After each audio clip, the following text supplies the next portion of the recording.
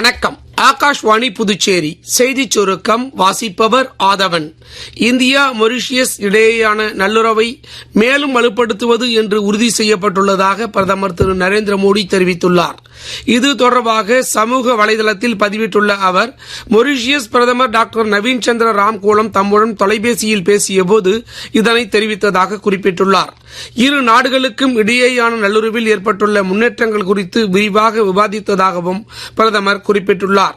India America இடையேயான வர்த்தக ஒப்பந்தம் நாட்டின் நலனுக்கான மிகச்சிறந்த ஒப்பந்தமாக திகழ்கிறது என்று மத்திய வேளாண் துறை அமைச்சர் திரு சிவராஜ் சிங் சௌஹான் உத்தரப்பிரதேசத்தின் மதுராவில் செய்தியாளர்களிடம் பேசுகையில் தெரிவித்தார்.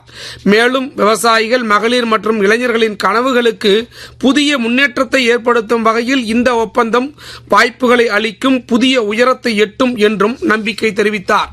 தமிழகத்தின் ரயில்வே திட்டங்களுக்காக வரும் நிதியாண்டிற்கான மத்திய பட்ஜெட்டில் 7,611 கோடி ரூபாய் ஒதுக்கப்பட்டிருப்பதாக ரயில்வே அமைச்சர் திரு அஸ்வினி வைஷ்ணவ் தெரிவித்துள்ளார்.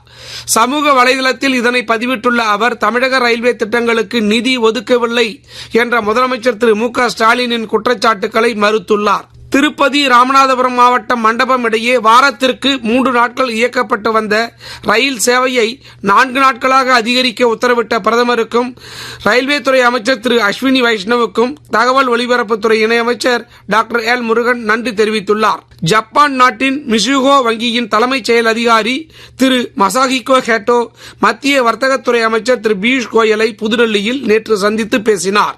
சென்னையில் நடைபெற்று வரும் சர்வதேச சேலஞ்சர் டென்னிஸ் போட்டியில் இந்தியாவின் பிரஜ்வல் தேவ், நிதின் குமார் சின்ஹா இணை காலிறுதிக்கு முன்னேறியுள்ளது. சென்னையில் சர்வதேச டேபிள் டென்னிஸ் போட்டி இன்று தொடங்குகிறது. இத்துடன் இந்த செய்திச் சுருக்கம் நிறைவு பெறுகிறது.